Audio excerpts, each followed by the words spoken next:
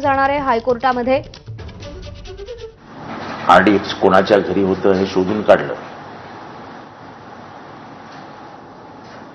RDX आलो कुठून हा प्रश्न अजूनही अनुत्तरित राहिला। 65 किलो आरडीएक्स आलो कुठून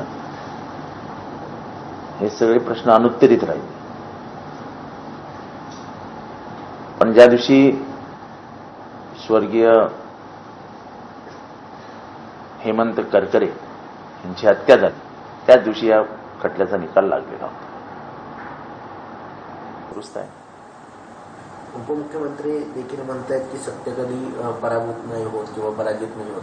चांगलं सर, पार्लमेंटमध्ये गृहमंत्री म्हणाले होते हिंदू आतंकवादी होऊ शकत नाही, कोर्टाने आज सिद्ध करून दाखवलं आहे असं आरोपींच्या वकिलांनी कोर्टासमोर वक्तव्य केलं। त्यानंतर कोर्टाने आम्ही अजूनही म्हणतो की हिंदू किंवा मुसलमान यांचा अतिरेकी कारवायांशी कधी संबंध नसते, ही मानसिक विकृती असते।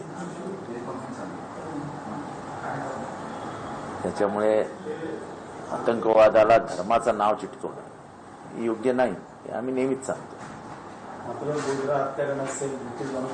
त्यावेळेस त्यांचा सत्कार करण्यात आला होता। बिल्किस बानूच्या आरोपींना तर जेलमधनं बाहेर काढण्यात आलं। काढल्यानंतर त्यांचा सत्कार करण्यात आला, पेढे वाटण्यात आले, गावोगाव त्यांचे सत्कार घेण्यात आले। ती कायद्याची पायमल्ली होती। कोर्टाने शिक्षा सुनावल्यानंतर सरकारने हस्तक्षेप करून शिक्षा कमी करणं याला काय म्हणायचं?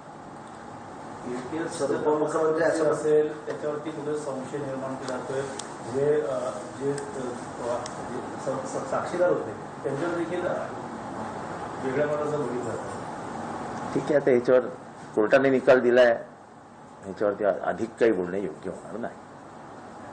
सर, मालेगावच्या स्फोटाप्रकरणी खोटे आरोप करून तुरुंगात डांबण्यात आलेल्या देशभक्तांना शिवसेनेने पहिल्यापासून पाठिंबा दिला होता आणि हे हिंदू धर्मियांचं धर्मकार्यच असतं।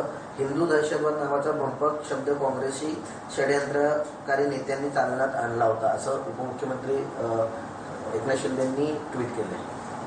ठीक आहे, चांगलं आहे।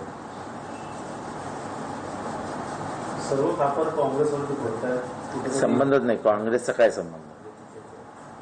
काँग्रेसचा काय संबंध? 17 वर्ष बांधून ठेवलं अशा लोकांना। ह्याच्या आधी तो बांद्र्याचा बॉम्ब ब्लास्ट झाला, त्याचे आरोपी निर्दोष सुटले। मग हे काय कुठल्या राजकीय पक्षाने केलं? तपासी यंत्रणेचं काम करत असतात। त्यांना जे आरोपी वाटतात त्यांना ते आतमध्ये ठेवतात, नंतर पुरावाच्या अभावी काही आरोपी सुटतात। जो रचा मालेगांव